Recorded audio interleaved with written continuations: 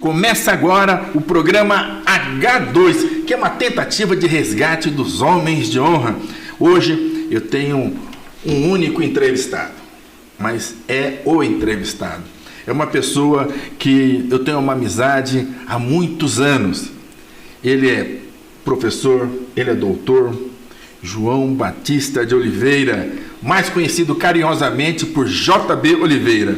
Ele é advogado, jornalista, conselheiro da Ordem dos Advogados do Brasil. E em São Paulo, em 3 gestões, ele presidiu a associação. Em São Paulo, teve 3 gestões lá como conselheiro.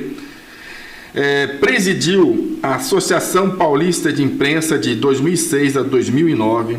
Atuou como vice-presidente da imprensa oficial do Estado de São Paulo, de 2018 a 2019.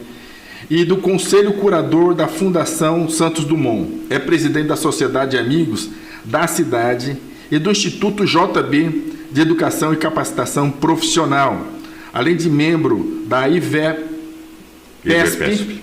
professor universitário, integra o corpo docente dos cursos de mestrado e doutorado da Polícia Militar, escritor de novos livros publicados e membro de diversas academias de letras e ciências, como a Academia Cristã de Letras, Academia Paulista Evangélica de Letras, Academia Paulista de Jornalismo, Academia Brasileira de Ciências, Artes, História e Literatura, Academia Shakespeare, William Shakespeare, entre outras, bem como da Ordem Nacional dos Escritores e do Instituto Histórico e Geográfico de São Paulo, palestrante em instituições como a DEGE, CIE, Cresce, OAB, traz uma trajetória que conecta direito, comunicação, educação e cidadania.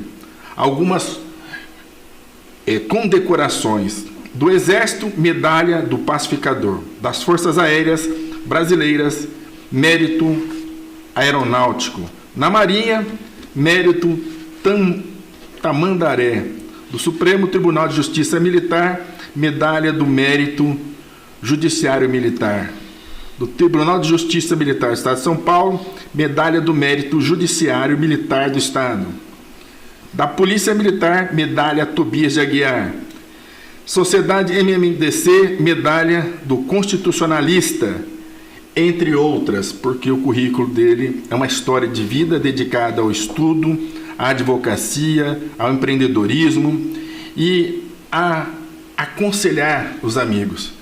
Ele é JB Oliveira. Boa noite, JB.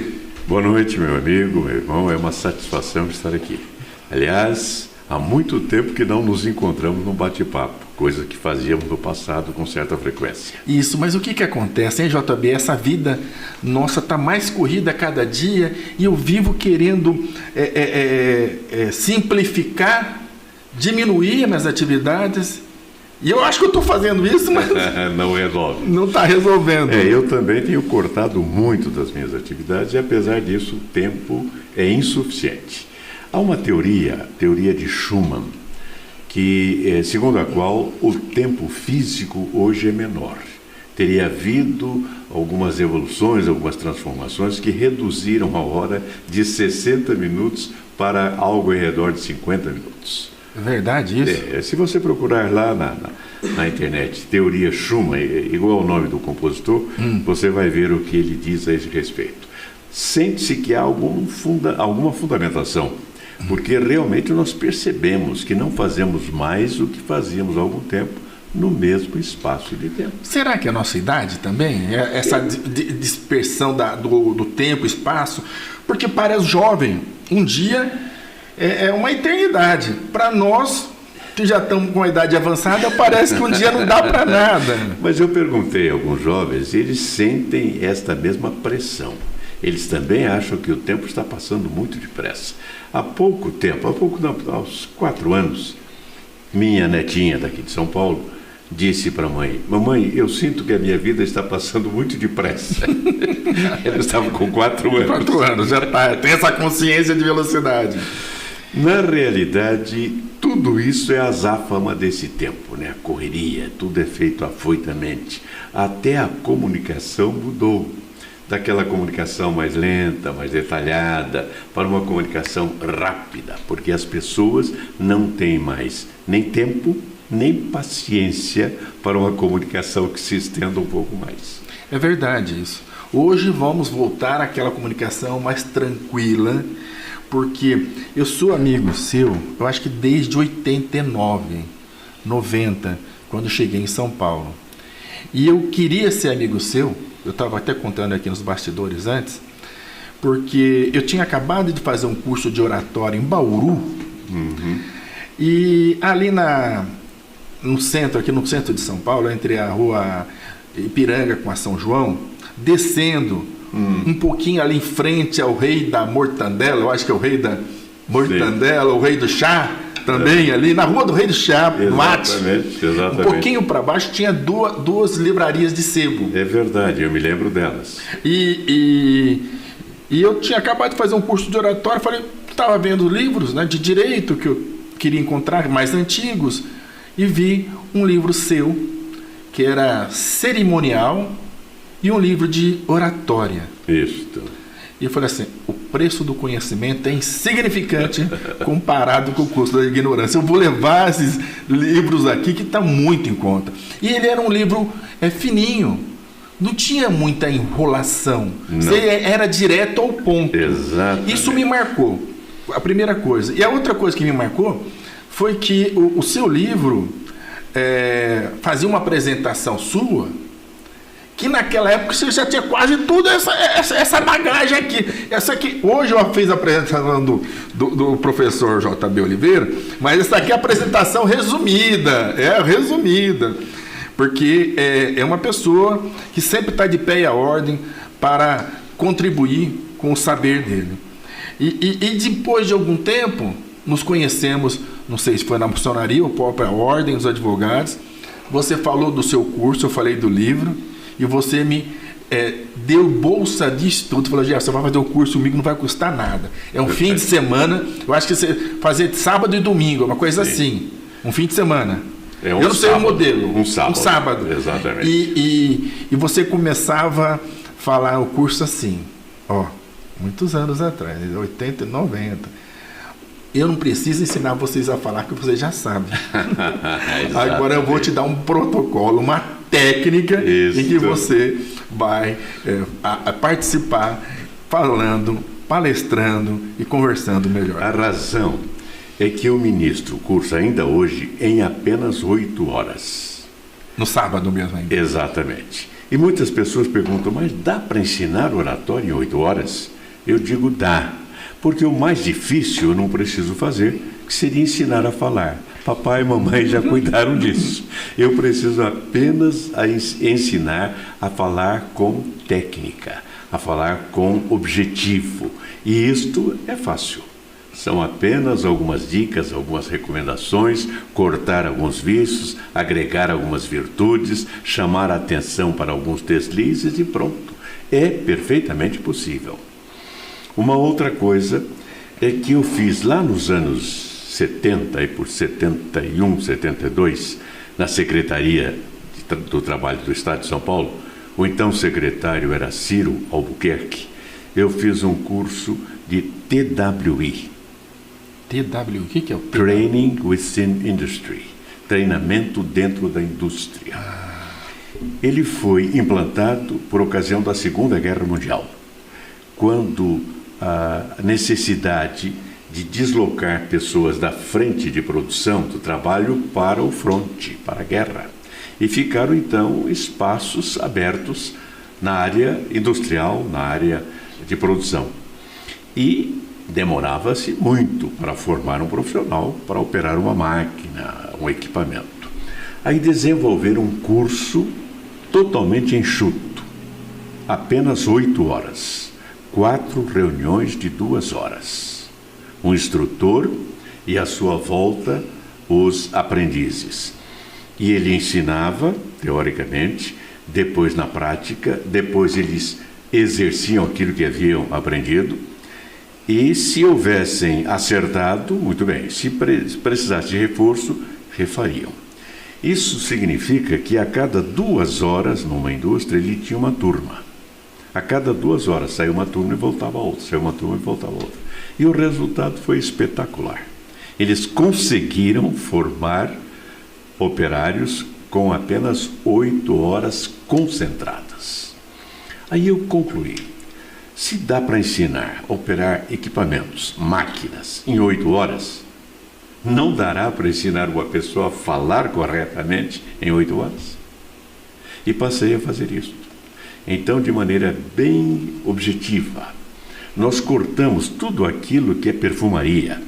Que é literatura. Tudo aquilo que é literatura, alguma perfumaria mesmo, que não interessa no dia a dia. Por isso, o meu curso se chama Curso de Oratória Moderna.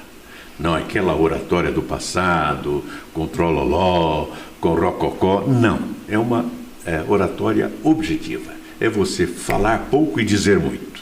É isso. Mas esse curso de oratória moderna, ele já existe desde 70. Eu aprendi em 90.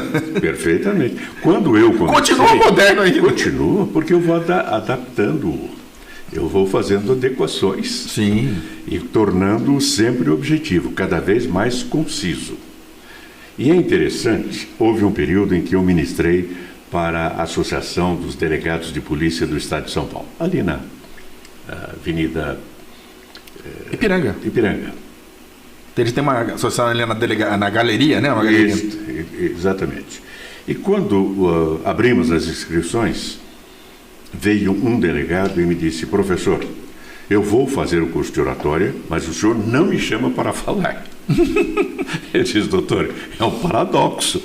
Você vai fazer o curso de oratória e não quer que eu chame para falar? Ele disse: eu não consigo falar. Além do curso de Direito, eu tenho também o curso de Jornalismo. Eu trabalhei no Estado de São Paulo, na Folha de São Paulo, antes de vir para a polícia. Sou assessor de imprensa do delegado-geral, mas para escrever, para falar, não. Tá bom. Naquela ocasião, eu ministrava o curso em 5 reuniões de 2 horas, porque havia alguns delegados que tinham plantões, etc. No meio do curso, eu o encontrei no corredor esperando o elevador. Eu falei: doutor Bim, vou chamá-lo para falar hoje. Ele disse: a hora que o senhor quiser. Está falando sério? Ele disse: professor, o seu método é tão simples, é tão claro, é tão objetivo, que eu já eliminei todos os meus medos e meus fantasmas. O senhor pode chamar a hora que o senhor quiser. Mas dizem que falar em público é um dos maiores medos que existem na humanidade. Sim. Mais do que o medo da morte ou o medo do fogo, né? Isso foi resultado de uma pesquisa feita pela Newsweek Magazine, nos Estados Unidos. O medo de falar em público para o cidadão americano. E nós achamos que ele é folgazão, que ele é tranquilo. Não, o medo de falar em público é fortíssimo. Verdade. Professor JB, mas vamos começar o programa, que só estamos no bate-papo aqui. Vamos lá. Eu quero conhecê-lo, a sua origem. Eu quero saber onde você nasceu, o que o seu pai fazia, o que a sua mãe fazia. Você tem irmãos e irmãs, o que elas fazem? Qual que é o caminho desse sucesso, desse aprendizado? Eu sei que você lê a Bíblia, acho que todos os dias, deve manter esse hábito. Sim, sim. Tem uma irmã que mexe com um centro espiritual muito famoso aqui em São Paulo. E eu nunca perguntei isso para você. E eu acho que os seus amigos que te conhecem não sabem essa história, a sua origem. Eu quero saber aonde você nasceu, né? Se eu puder falar o dia, não precisa falar o ano. Mas a gente não tem essa vaidade, eu sei que a gente não tem. Que signo você é? A construção da sua história. Vamos lá. Os meus pais eram mineiros. Do sul de Minas. De um pequeno município no sul de Minas. Mas, a certa altura, eles empreenderam a marcha para o oeste. E foram para a Alta Sorocabana, para Presidente Prudente. Então, os meus 4 irmãos mais velhos eram mineiros. Os demais paulistas, inclusive eu. Então eu nasci no estado de São Paulo, em um município da Alta Sorocabana chamado Presidente Prudente, que na ocasião Era uma cidade pequena, todo mundo conhecia todo mundo. Frequentei o grupo escolar de lá, fiz o ginasial lá, depois é que vim para São Paulo. Aliás, não completei lá o ginasial, completei aqui em São Paulo. Mas comecei lá. Em Presidente Prudente. Você nasceu em Presidente? Sim. Quantos irmãos nasceram em Presidente Prudente? 4. Mais 4? 5. Vocês são em 9 irmãos? Sim. 9. Eu sou o 8º. Éramos 10, mas um morreu pequeno. 9 foram criados. Você é quase o caçula. Eu era caçula. Aí chegou a minha irmã mais nova, Eunice, e roubou o meu caçulato. Então, a partir daí, eu deixei de ser o caçula. E minha mãe, jeitosinha, como toda mineira, disse: não, você fica sendo o caçula dos homens. Ah, o caçula dos homens. Ela é a caçula das mulheres, você é o caçula dos homens. Minha mãe era uma criatura sensacional. Qual o nome da sua mãe? Messias Madalena de Oliveira. Messias Madalena. Olha, Messias. Só conheci ela e mais uma mulher com o nome de Messias. Os outros que conheço são homens. Messias Madalena de Oliveira. Ela era... E seu pai? Meu pai, João Benedito de Oliveira. Ela era fervorosamente evangélica, batista. E nos levou a todos para a igreja. Num período em que não havia igreja batista no local em que moravam, porque mudou de lugar, então os meus irmãos foram para a igreja metodista. O meu irmão mais velho, Pio, o outro irmão, Sebastião, Valdemar, foram para a igreja metodista. Mas evangélicos. Ele evangelizou também os irmãos, meus tios. Era uma pessoa maravilhosa, de uma firmeza incrível, uma estatura imensa, 1,50 m. Quem? O seu pai? Não, a minha mãe. Sua mãe. 1,50 m. 1,50 m. Eu brincava com ela dizendo que ela tinha a altura exata de uma fita métrica. O meu pai é o contrário. Minha mãe era bem clarinha, bem branquinha. Meu pai já era bem moreno, bem alto, magro, muito extrovertido, extraordinário também, trabalhador, de uma fibra imensa. Ele era empreiteiro e levava as empreitadas lá para o interior. Presidente Prudente, que naquela ocasião era conhecida como a capital da Alta Sorocabana. Alta Sorocabana. Mas cuja emissora de rádio, PRI5, era a Voz do Sertão. Imagine. PRI5, a Voz do Sertão. Então, estávamos no sertão. E é ali que eu desenvolvi a minha infância. Depois que eu nasci, fomos para a zona rural. Ah, você morou nas zonas? Morei, eu comecei o primário na zona rural. De Presidente Prudente. De Presidente Prudente, na região de Presidente Prudente. E ali onde eu morava, havia muitas famílias japonesas, ou de origem japonesa. Os meus coleguinhas praticamente eram todos niseis. No grupo, às vezes, eu era o único gaijin, o único brasileiro, os outros todos niseis. E sempre nos demos muito bem, uma harmonia extraordinária. Naquele tempo era mais fácil haver harmonia. O mundo todo era mais tranquilo. Nós estávamos emergindo da Segunda Guerra Mundial. Então havia um clima de paz. E essa paz se espelhava em tudo, nas relações familiares, nas relações de vizinhos.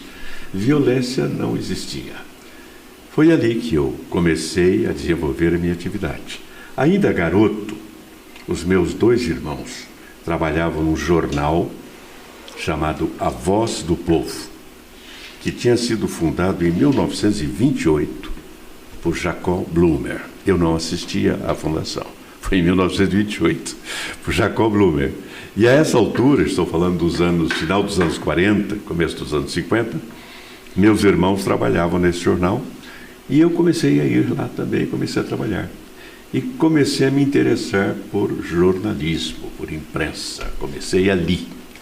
E aquela coisa de você... Você estava com quantos anos?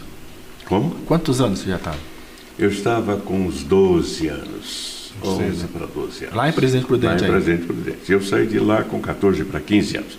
Veio a família inteira para cá? Veio. Todos os irmãos? Os mais velhos? Todos vieram para cá? Não, o meu irmão Valdemar ficou em Santo Anastácio e o meu irmão Sebastião ficou em Presidente Prudente. 2 ficaram. Mas nós, os que éramos solteiros, a essa altura, era a minha irmã Guiomar, o meu irmão Davi já era casado e morava em Ourinhos, minha irmã Eunice e eu.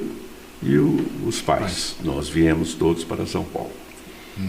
Moramos ali no Cambuci. Meu primeiro contato com São Paulo foi no Cambuci. Mas lá, em Presidente Prudente, eu me interessei pelo jornalismo.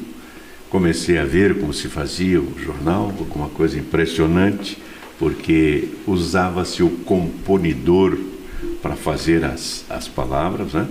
Então aquela pinça e tipo por tipo colocando num L para depois amarrar, fazer a amarração da página, etc. E levar para imprimir. Clichê, né? O clichê, as fotos eram clichê. Eram clichês. E geralmente, quando saía uma notícia de alguma figura da cidade, uma notícia social, etc., a foto era sempre a mesma. Porque fazer um clichê era complicado.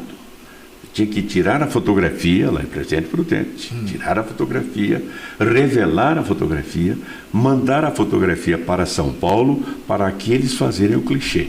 Então eles faziam o clichê e mandavam para lá.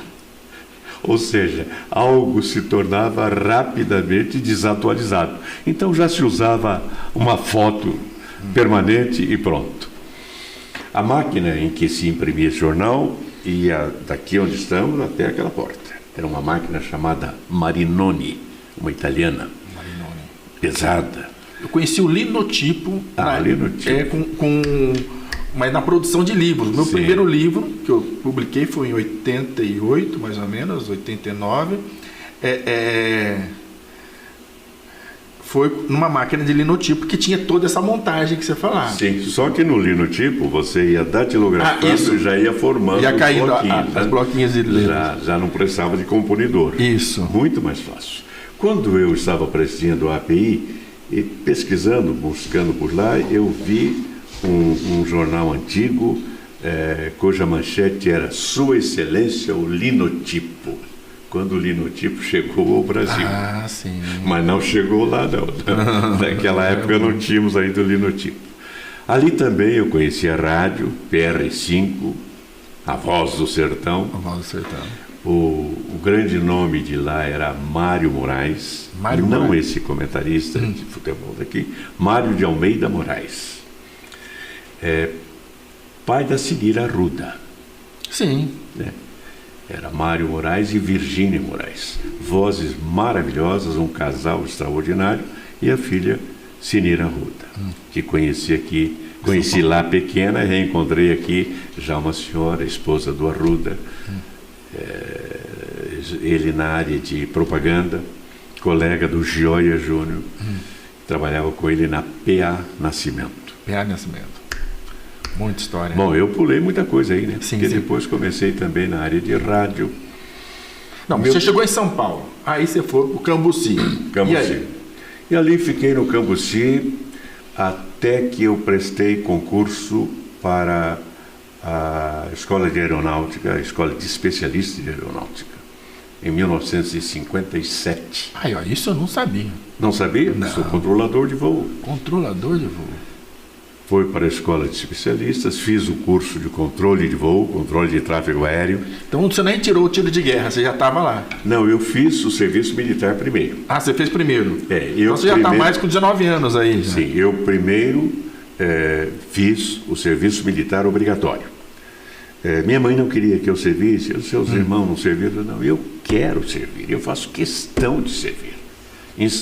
Fui fazer a minha inscrição na Força Aérea, fiz o recrutamento em Cumbica, em 1956. 1956. Em Cumbica.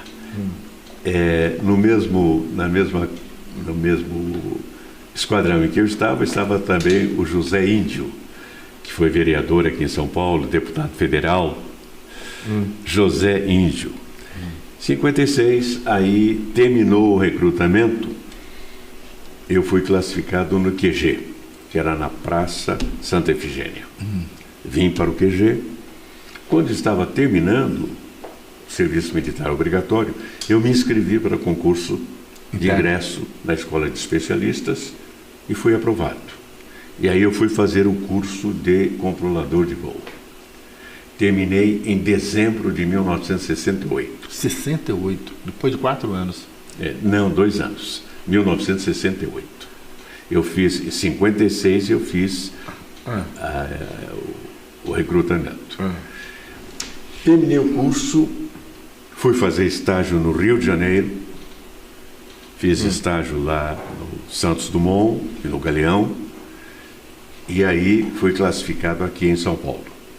Vim para o aeroporto de Congonhas. Ok. Estou falando de 1961.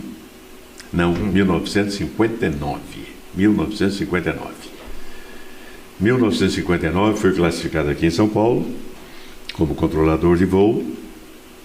E o curioso, meu amigo Jefferson, é que a grande quantidade de aeronaves que controlávamos, a grande quantidade era C-47 ou DC-3, que desenvolvia a estúpida, extraordinária velocidade de 270 km por hora.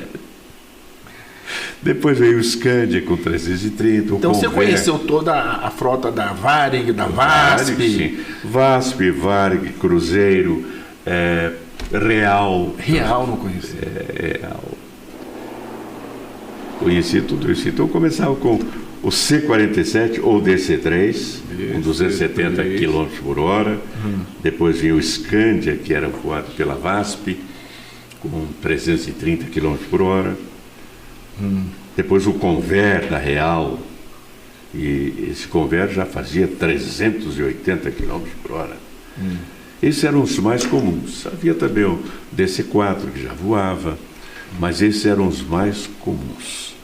E a altitude de voo era até 3.900 metros, porque não havia cabine pressurizada. Então era até 3.900 metros.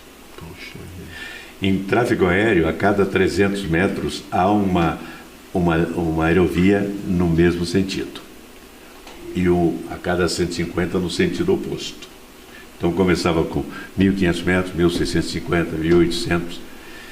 E nesse período que estamos vivendo, de transição, quando o aeroporto fechava, o aeroporto de Congonhas, nós só tínhamos Congonhas e Marte. Quando o aeroporto fechava, nós íamos empilhando os voos que chegavam para pousar, empilhando um sobre o outro, até chegar a 3.900. Quando chegava a 3.900, nós mandávamos para um fixo de espera. Santos, Campinas, São José dos Campos, e lá empilhávamos também.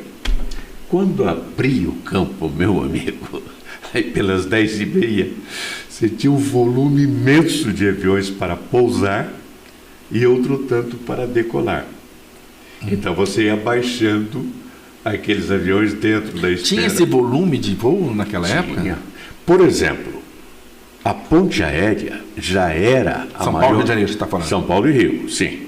Já era a linha aérea entre duas cidades de maior movimento no mundo. A ponte aérea. Era incrível, né? Porque a ponte aérea era isso. Os aviões iam chegando, enchendo, saindo, chegava outra das companhias todas que voavam.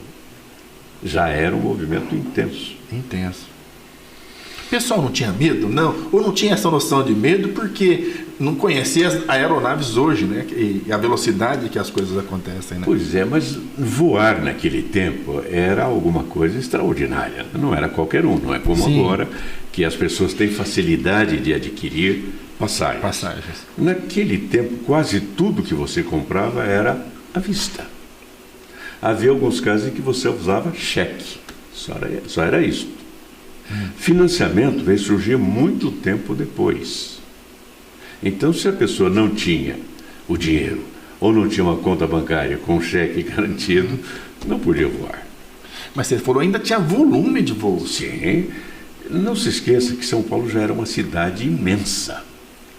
e que tínhamos o Rio também, o né? maior potencial econômico da América do Sul já era São Paulo. São Paulo, em 1954, nós adquirimos o slogan "A cidade que mais cresce no mundo". 1954. Foi ano do quarto centenário. Quarto centenário. Por sinal, domingo eu almocei com a família no Bar Guanabara, que é de 1910. Sabe onde é? Eu vi uma matéria esses dias na internet sobre ele, fiquei com vontade de conhecer, eu acho que não conheço. Vai lá. No Anhangabaú.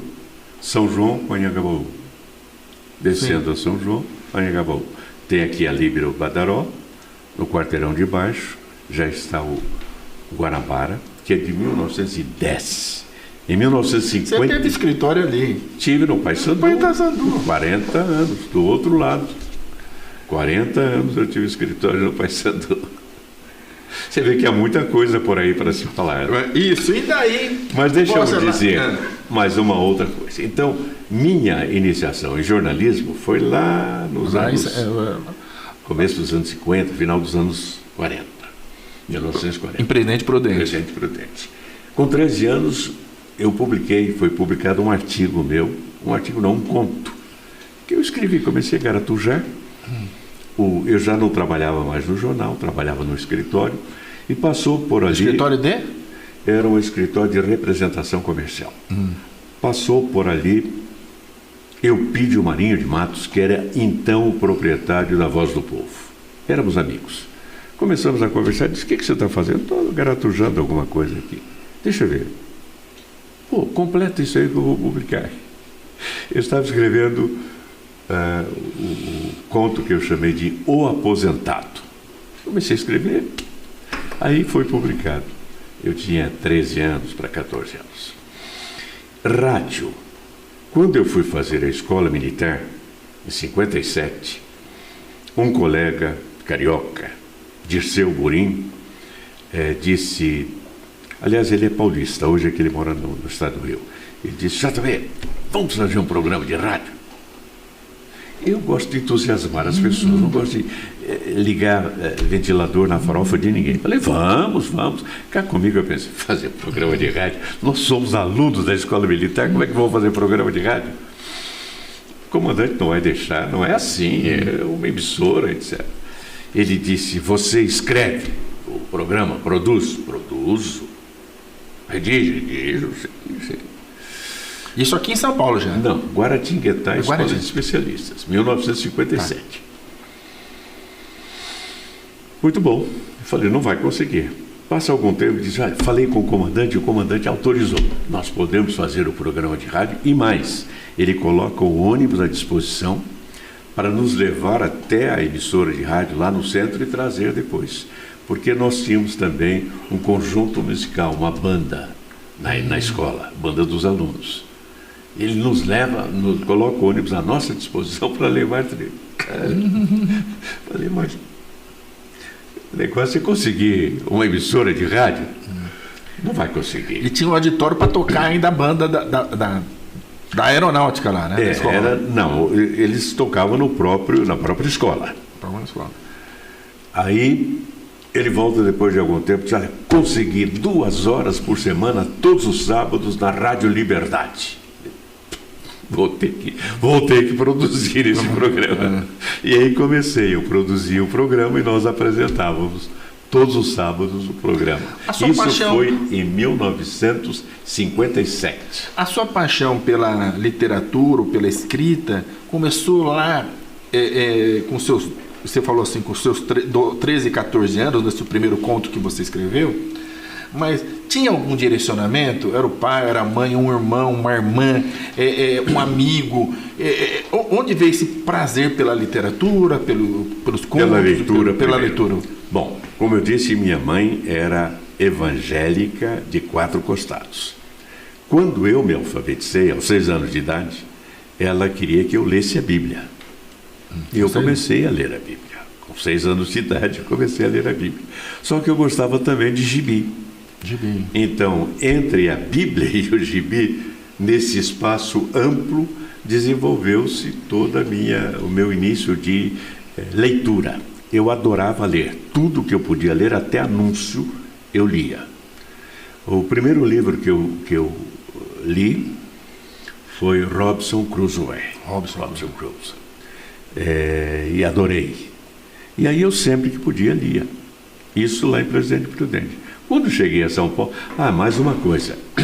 Minha irmã, Guiomar, hoje com 98 anos, lúcida, ativa, ela que fundou e preside o Perseverança. Minha irmã Guiomar, excelente irmã, estudiosa, inteligente, dedicada, ela foi a minha segunda mãe. E cuidava de mim, porque em família grande os mais velhos vão cuidando dos mais novos. Dos mais novos. Ela cuidou de mim. E ela também gostava de leitura, gostava de ler. E recebia uma revista argentina, chamada Paraty. E eu lia. Não tinha mais o que ler, eu lia a revista argentina.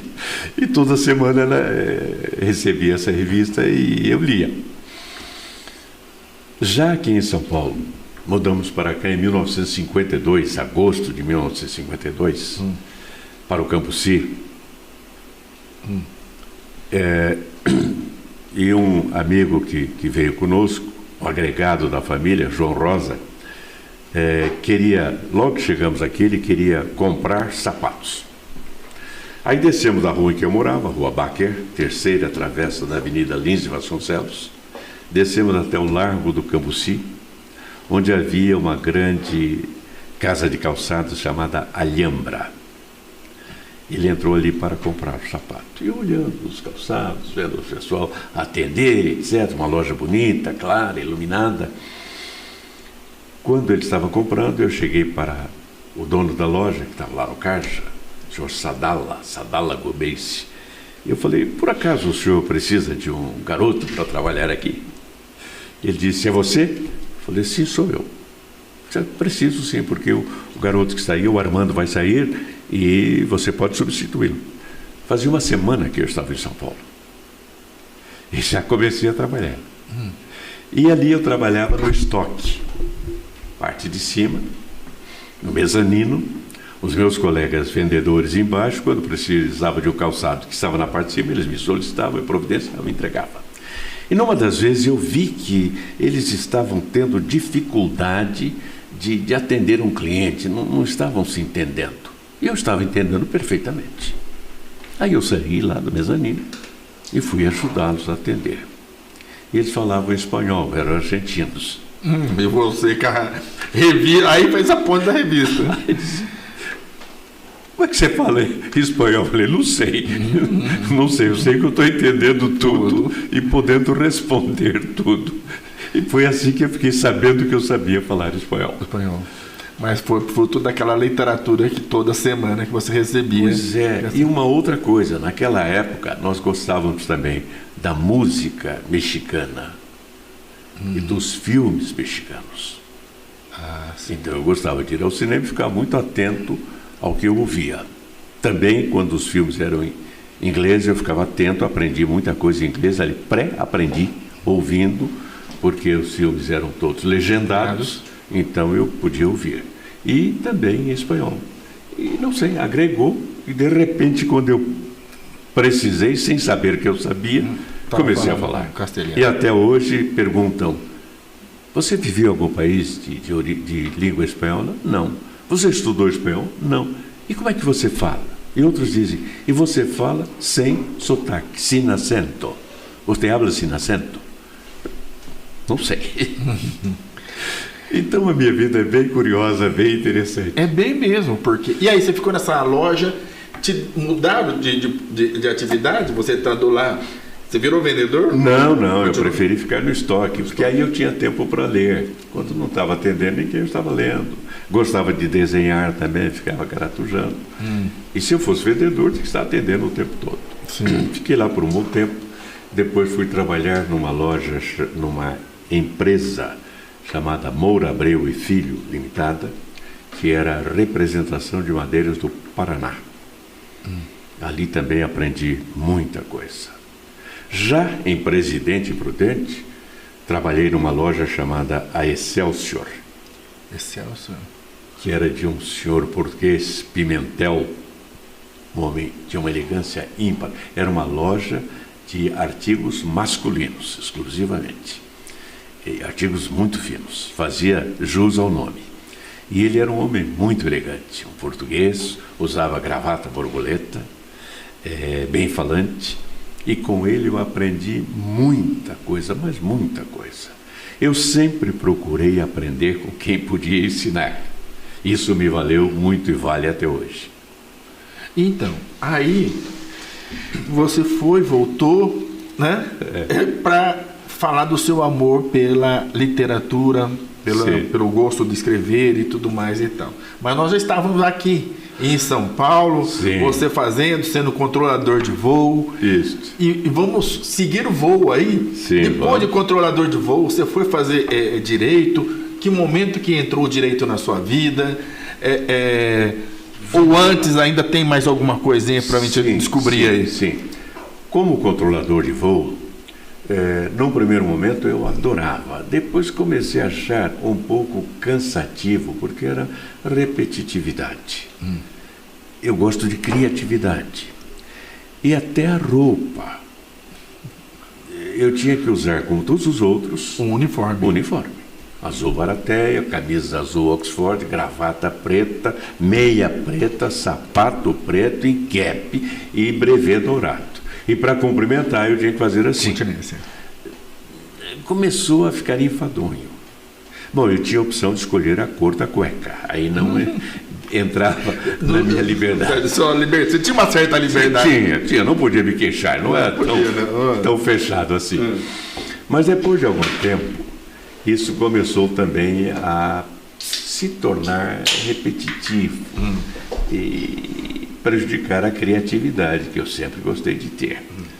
Aí eu resolvi... Me falam que é muita atenção também. Atenção, o É controlador muita de cobrança, voo, muita sim, responsabilidade. sim. A carga horária era grande naquela época. Não, a carga horária não. Nós trabalhávamos 6 horas por turno. No primeiro dia era das 12 às 18. No segundo dia era das 6 às 12. Depois tinha um dia todo de folga. Você precisava relaxar, porque a tensão durante o trabalho é realmente extenuante, muito forte. Então, das 12 às 18, no dia seguinte das 6 às 12, no terceiro dia folga, e depois retomava a rotina. E de vez em quando pegava também o noturno, da meia-noite às 6, mas isso é de quando em quando. E da meia-noite às 6, pegava de vez em quando. Mas era muito pouco usual. E aí era terrível, porque chegava às 3 horas da manhã, tudo parado, tudo silêncio, e você ali... Sem controlar nada. Sem controlar nada. Nem o sono. A não ser o sono você tinha que controlar. Então, foi nesse período que eu comecei A se questionar. a fazer alguma coisa, porque eu tinha tempo de sobra. Aí eu fiz uma composição com um colega que era carioca, gostava de dormir até mais tarde. Então eu troquei com ele. Falei, você faz todos os meus períodos da tarde, das 12 às 18, e eu faço todos os seus períodos das 6 às 12. Então eu passei a trabalhar sempre das 6 às 12. Tinha a tarde toda livre. E comecei a empreender. Comecei a vender algumas coisas, objetos. Montei um escritório de representações comerciais. Que teve experiência no passado. Sim. E aí, a certa altura, eu aluguei um espaço. Sim, foi quando eu criei também a revista Horizonte Turismo. Horizonte Turismo. Na área de turismo. Uma revista que trazia... É uma revista bastante informativa. E até hoje a sua vida está ligada ao turismo, com muitos amigos na área do turismo. Sim, né? sim, continua. Então você vê que agora eu estou começando a fazer as conexões, não só contigo, mas com seus amigos também. Que eu sou somos membro, conhecidos, são amigos também. Eu sou membro da Abrajet, Associação Brasileira de Jornalistas de Turismo. Abrajet. Já fui lá no passado um membro mais ativo da Abrajet. Nós fazíamos muitas viagens, etc. Porque também, desde muito tempo, eu estou na Amitur, Associação Brasileira de Municípios de Interesse Turístico. Isso eu comecei nos anos 70. Não, 80, final dos anos 80. Amitur. O presidente é o Jarbas Favoreto, uma criatura extraordinária. Amitur, Associação Brasileira dos Municípios de Interesse Turístico. Nessa ocasião, eu ingressei também na Abrajet, Associação Brasileira de Jornalistas de Turismo. De 1980 e... Mas isso tudo por causa da sua revista. De 1987 a 1997, eu tive uma agência de turismo. Também deu uma JBO Turismo e Viagens. Ali já no Paissandu. Então, o que eu não gosto é de ficar parado. Eu não consigo ficar parado. Eu me lembro, isso é de jovem. Quando eu passei no exame para a escola militar, minha irmã Guilmar disse, ótimo, porque agora, como é internato, você vai fazer uma coisa só.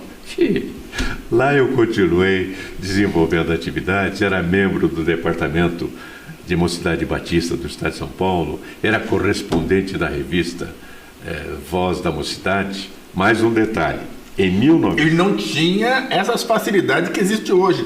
Era na Hamilton, você é da época da Hamilton. Sim. Não é daquelas máquinas de digitar elétrica, não, ou eletrônica. Foi agora que isso aconteceu, né? Agora para nós, né? 90, né? Eu tinha uma Fiel Olivetti, aquela semi-portátil que ia comigo para onde eu uma fosse. maletinha? Sim. Tive e fiz muita coisa pela Olivetti. Você vê que a gente vai e volta no passado e no futuro. Sim. Quando eu estava fazendo a faculdade, os meus trabalhos eu batia na Olivetti. Aí eu comecei a namorar uma moça que trabalhava numa diretoria da CEAGESP, uma moça bonita, inteligente. E ela disse, eu vou datilografar os seus trabalhos. Ela tinha uma IBM de Esfera. A Esfera, nossa, é luxo. Luxo. Então os meus trabalhos ficaram lidos. Ela muito caprichosa, fazia com margem. Eu me apaixonei tanto por ela que acabei me casando com ela. É minha esposa há 54 anos. Então ela não te conquistou pelo estômago. Pelo estômago, não. Ela te conquistou pelo trabalho de digitação. Pelo capricho. Pelo capricho. As minhas notas aumentaram sensivelmente. Porque quando eu apresentava aqueles trabalhos antigos para o professor... Não, porque a Olivetti era boa, é o que tinha. Mas era na fita, não sei o quê. Lembra? Era duas cores, né? Fita de duas cores. Você acionava uma tecla para mudar de cor, claro. Maiúscula e minúscula. Eu fiz o curso de formação de datilografia. Tá vendo? Você também fez? ASDFG, o famoso ASDFG. Direto. Pois é. Depois, então, eu tive uma dessas máquinas também, IBM. Eu comprei uma IBM de Esfera. E fiz a apostila que eu fiz em 1972, a apostila de português. Apostila portuguesa. Sim, eu ainda tenho alguns exemplares hoje. Fiz em 1972, eu fiz todinha na IBM de Esfera. Porque eu tinha as 10 esferas, cada uma era um tipo de letra. Ah, sim. Eu lembro só de uma esfera aqui. Não. Eu lembro da máquina, porque Não. lá na minha formação, como que era? Escola Cecília Meirelles, eu acho que... Não, Dalva... Já vem o nome. Então, é muito tempo atrás. Eram esferas. E você só trocava a esfera, já trocava a letra. E eu tinha as 10, era caprichoso também. Tinha as 10 esferas, então eu fiz uma apostila, mudando o tipo, mudando o tamanho de letras. E fui de língua portuguesa. Chamava-se PAR, Programa de Atualização e Revisão da Língua Portuguesa. E nessa ocasião... E como você duplicou ela, você lembra? Que método que você utilizou? Tinha vários métodos. Aí eu mandei para uma impressora dessas que já havia, né? Uma impressorazinha, eles fizeram para mim e montaram. E nessa ocasião, já estou falando de 75, 76, quando eu fiz essa apostila, com a apresentação do Joia Júnior, ele que escreveu-se à guisa de apresentação. Logo em seguida, chamaram-me para ministrar um curso de revisão gramatical no escritório de advocacia. E lá foi eu, era Pinheiro Neto. Pinheiro Neto. Na Rua Boa Vista, no prédio do Jockey Club. E o horário que eu ministrava aula, das 7 às 9 da manhã. E quando eu chegava lá, 15 para 7, na cabeceira da mesa já estava o doutor Pinheiro Neto, com a sua apostilinha do lado, seu caderninho de anotações. Era um homem extraordinário, um grande homem. E ele foi o aluno da minha primeira turma lá de advogados, Pinheiro Neto Advogados. Nossa! Então você vê que a gente vai embolando no meio de campo, porque sobe e desce. Tem coisas que a gente tem que puxar lá na frente, outras que a gente tem que recuar um pouquinho. E eu estava dizendo que um detalhe também desse período foi que em 1960, em julho de 1960, eu fiz a cobertura jornalística para a revista Voz da Mocidade do 10º Congresso da Aliança Batista Mundial no Maracanã, no Rio de Janeiro. Fiz a cobertura de todo o congresso. E o detalhe é que... Como mestre de cerimônias? Não, como jornalista. Com jornalista. Fiz a cobertura jornalística. E o detalhe é que o sermão de encerramento foi de Billy Graham. Você conheceu o Billy Graham? Conheci, eu pedi uma entrevista para ele, pedi uma mensagem, porque um pouco antes ele estava no palco central, né? E eu ali, com meu crachazinho de imprensa, eu vou lhe mostrar, com meu crachá de imprensa. Você tem essas imagens? Tenho uma fotografia. Com meu crachá de imprensa, bateria fraca. E aí eu cheguei para ele e pedi, poderia dar uma mensagem para a juventude evangélica? Ele se inclinou e escreveu, God bless you. Mais tarde, quando estávamos estudando como fazer a diagramação da revista, a capa, etc., o que vão pôr na capa? Aí um irmão da igreja da Vila Mariana, Maracini, disse, ele era fotógrafo, tem uma fotografia que acho que vai servir. Era sua com ele? A fotografia era o Billy Graham inclinado, sentado à mesa, inclinado, escrevendo a mensagem, e eu aqui ao lado dele. E a folha que ele escreveu, God bless you. Isso foi a capa da nossa revista, julho de 1960. 60, eu não tinha nem nascido ainda, hein? Pois é, rapaz, eu já fazia as minhas peripécias. Já fazia as peripécias. Eu vou lhe mostrar. Então, vamos continuar. Você estava comigo na revista JB, né, a empresa JBO Turismo, e a revista Horizonte e Turismo. Horizonte Turismo. Você ficou com essas empresas aí, seguiu em frente.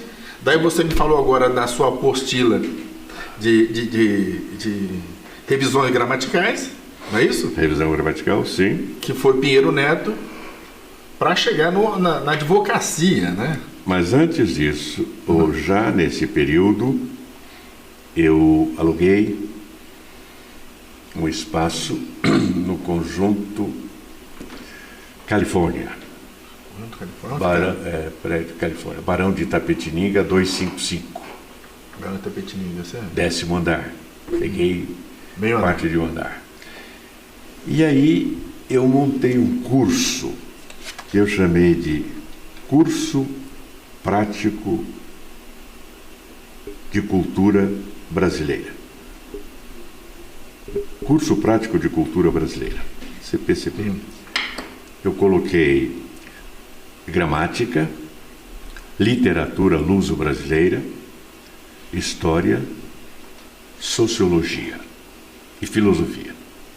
E anunciei o curso. Naquele tempo a gente anunciava no Diário Popular, os classificados. Enchia a classe.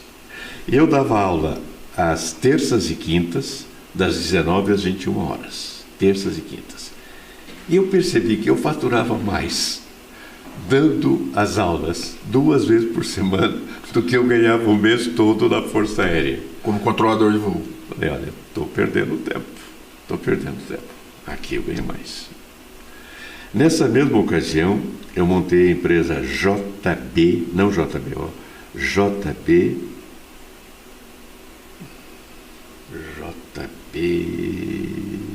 Do turismo? Não. Foi antes disso. E eu montava feiras industriais no interior. Feiras industriais.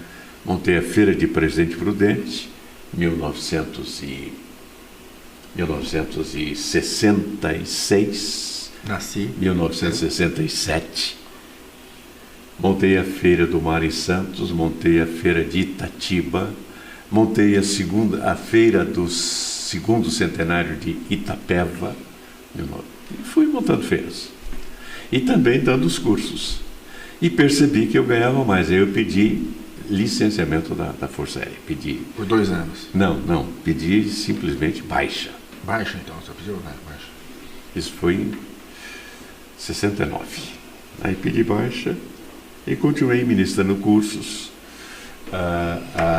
O Centro e Federação do Comércio, em 71, me contratou para ministrar cursos de Direito do Trabalho, seminário de Direito do Trabalho no interior. Como uma feira, mas daí você já virou seminário. Aí eu fiz seminário em Araçatuba, Presidente Prudente, Bauru, Marília, enfim.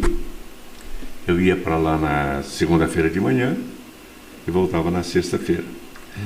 Foi nessa ocasião que eu montei um curso pré-militar, um curso preparatório para ingresso nas escolas militares da Força Aérea Brasileira, escola de cadetes, escola de especialistas.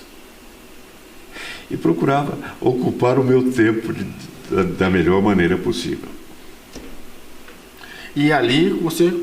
E essa história de... Quando que você percebeu... Foi ali mesmo que você percebeu a sua vocação para dar treinamentos, cursos e palestras, né? Sim. Durante esses cursos que eu ministrei em 1971... Mas você não tinha nenhuma formação universitária ainda? Em 71, sim. Eu concluí o meu curso de Direito em 1970. Então, em 71, eu já tinha grau universitário. Foi quando a Federação do Comércio me contratou para ministrar esses cursos no interior. E ministrando os cursos, eles diziam, puxa, eu gostaria de falar assim que o senhor fala. O senhor fala tão bem, como é que a gente faz para falar assim, etc. Eu parei um pouco e pensei, como é que eu falo? Aí eu fui ver que, até intuitivamente, eu seguia um método para falar. Um método simples. Começo, meio e fim. Só que seccionando bem o que era o começo, como fazer o começo, como fazer o meio, como fazer o fim. Que eu uso até hoje. E você lembra, eu disse, o começo tem que ser original, para chamar a atenção. Então, fugir desses começos que são repetitivos. Boa tarde, eu estou aqui hoje para falar para você. Não, começar de uma forma diferente. O meio tem que ter consistência, que é onde nós vamos, exatamente, onde nós vamos vender o peixe, o produto, a ideia, o plano, o projeto, é ali. Nós atraímos a atenção, com o princípio, e lançamos a carga pesada, o conteúdo no meio. E o fim é para reforçar aquilo que foi dito e deixar aquela vontade de fazer o que você está propondo. Eu fazia desse jeito. Aí eu montei o meu curso.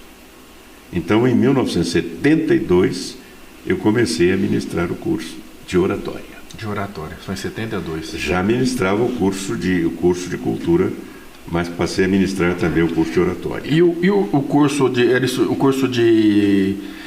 redação, correção gramatical, ele é depois deles? Decorrência disso. Ele é depois disso, então? Sim, decorrência disso, o curso de cerimonial e protocolo, por exemplo. Olha, aqui estou eu E briga. Deixa eu ver aqui. Olha aqui. Autografado. Eu não sei se eu consigo, não é, mostrar para o público, né? É pequena demais, né? Tinha que ter uma preparação aí. Mas, olha aqui. E ele era novão e você também, né? Estou falando de 1960, meu amigo. Aqui tá parecendo o Ricardo, não é você? 1960, nós estamos em 2025. Olha aí. E daí me conta, mas você se formou em 70 em Direito. Sim. Você foi lá numa das maiores bancas, já era, Pinheiro Neto já era muito forte na época, Já. que você falou que ministrou o curso, eu acho que foi depois de 1972, porque não Foi tem... por 75, 76. Você já estava formado lá uns 5, 6 anos, Já. mas você não atuou na advocacia. Muito pouco, muito pouco. Também eu me encantei muito mais pela filosofia do direito do que pela prática do direito. Por causa da literatura mesmo. E também porque há certa decepção. Já no curso de direito, eu me lembro que numa aula de introdução à ciência do direito, portanto logo no começo, o professor propôs uma questão. Ele disse: o juiz está julgando um processo, está julgando um réu. As provas do processo incriminam o réu. Ele, entretanto, sabe pessoalmente que o réu é inocente. O que ele deve fazer? Absolver ou condenar?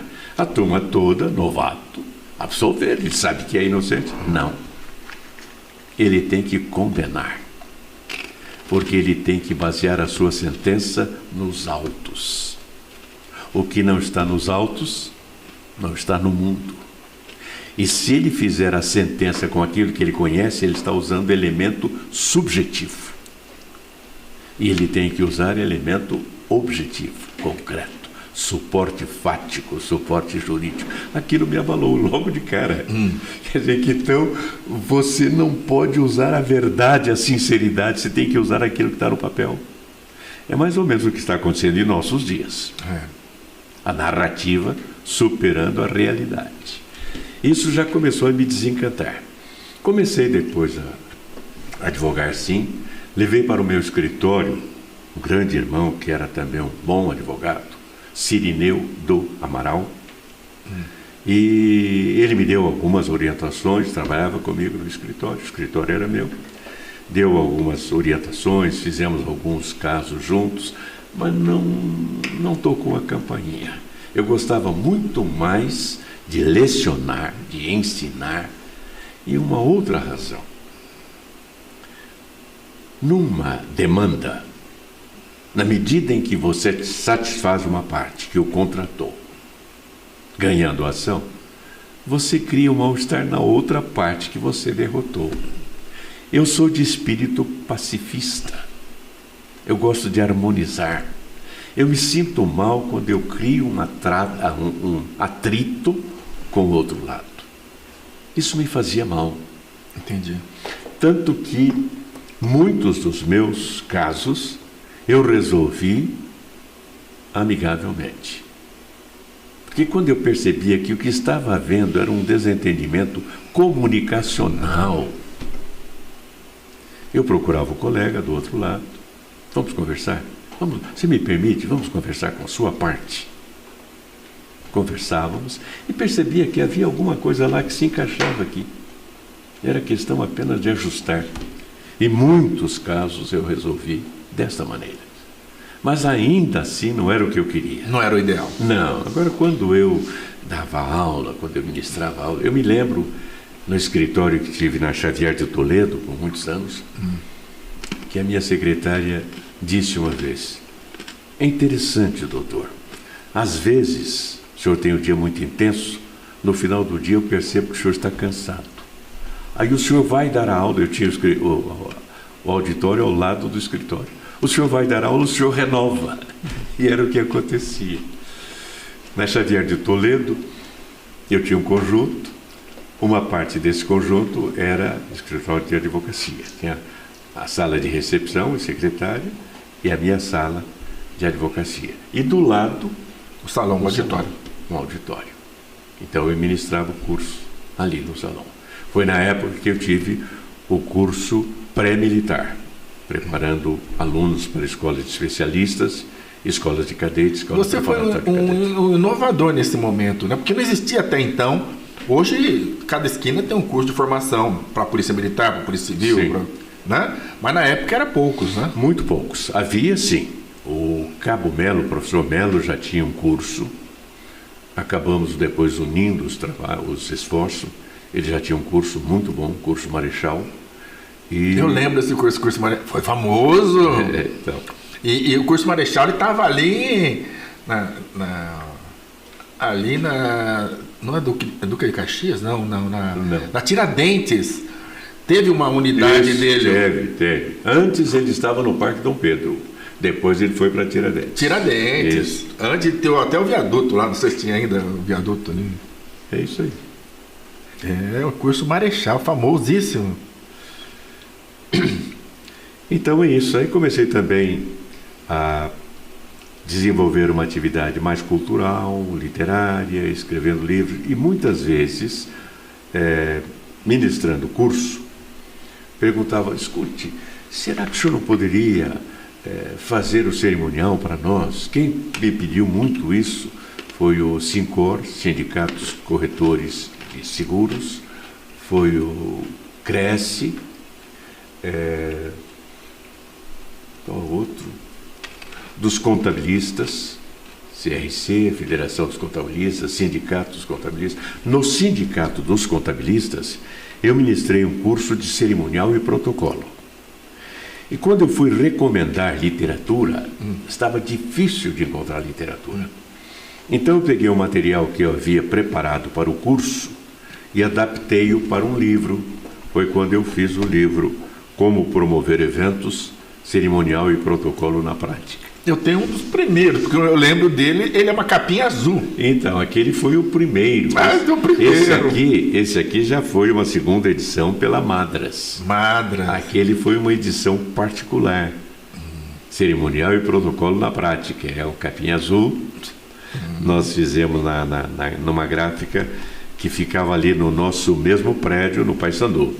Eu acredito que eu tenho até hoje na minha biblioteca particular que eu ainda sou daquela pessoa que tem que ler no papel. Somos. Eu preciso tocar no papel. Somos. Eu também. Leio, não sou obrigado a ler todos os dias, né, como advogado. Né? Mas o meu prazer é no papel. Somos assim. Eu também. Aí, olha, são 19 horas e 22 minutos. 1h20 de bate-papo aqui. Tenho à minha espera a minha ex-noiva, que é a atual esposa, claro, a minha filha e o meu genro. Aguardando você. Aguardando para o nosso jantar. Então, eu preciso conversar então em outro momento contigo, sem os familiares. Sim, porque nós chegamos aqui em 1970. Pois é. E nós estamos em 2025. Você está me devendo mais uma. De lá para cá muita coisa mudou. Muita coisa. O programa que eu fiz na Mundial, durante 12 anos eu fiz um programa na Mundial. O Poder da Palavra. O programa que eu fiz de TV, Conversando com São Paulo, um programa de entrevistas, de amenidades. Um outro programa que eu fazia com o meu filho, um podcast como esse. Ah, sim. Café Paulista. Café Paulista, já lá na Paulista. Na Paulista, lá no Conjunto Nacional que você Não, no anterior. Em frente à Fiesp. Em frente à Fiesp. Eu cheguei a conhecê-lo lá também. Lá nós fazíamos Café Paulista. Todos os dias, das 9 às 9h30 e na sexta-feira, das 9 às 10. Mas é muito puxado. Parece que não, mas não é? É puxado, mas é gostoso. É uma satisfação. Muitas pessoas que entrevistamos lá, amigos, personalidades, autoridades. Eu estou usando a segunda-feira para fazer isso. O JB, eu sei que já adiantou a hora, você tem um compromisso, já me falou isso, mas não consegui fazer a entrevista completa. Então o pessoal vai ter que se contentar com o que pôde hoje aqui, né? E voltando no ano que vem, né? Que eu sei que você está de pé e a ordem. Sim, para, sempre. Para um novo programa, abrindo, ou seja, vamos abrir o ano de 2026 juntos. Vamos lá. Contando a partir de 1972. Eu estou achando que você está esquecendo as coisas mais recentes. Sim. Você só lembra do passado. Você está lembrando do passado. Eu não consegui explorar os seus irmãos, eu não consegui explorar mas a Messian. A culpa foi Messias, sua. A Messias ainda, aquela gigante, aquela mulher gigante que faz falta para você até hoje. E para mim faz falta, mãe. Mãe faz muita falta, né? E os ensinos dela estão presentes até hoje. Por isso Salomão diz: meu filho, ouve a recomendação de teu pai e não deixes a doutrina da tua mãe. Olha só, a doutrina é da mãe. É da mãe. Por isso o mesmo Salomão diz: a mulher sábia edifica o seu lar. E Salomão, ele pediu o único dom que foi a sabedoria. Sabedoria. A sabedoria. JB Oliveira, foi um prazer estar aqui com você mais uma vez. Você sabe o quanto eu sou grato por ter você como meu amigo, meu irmão, o meu professor, o meu conselheiro, porque as pessoas não sabem, tem momentos que a gente chega a alguns conflitos na vida e não tem com quem compartilhar, por uma série de razões, e até mesmo por confiança ou por você acreditar que aquela pessoa não tem naquele momento a capacidade de ouvir ou de te escutar adequadamente. Eu passei por uns momentos desses na minha vida e você, além de me aconselhar, me direcionou, e eu sou muito grato por isso. Isso nunca vai, isso eu nunca vou negar e nunca vou deixar de falar. Além disso, você foi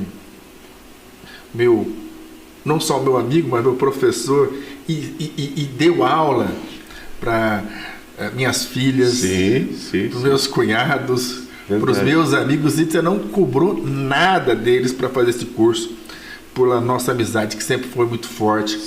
E mesmo distante, você sabe que nós somos irmãos.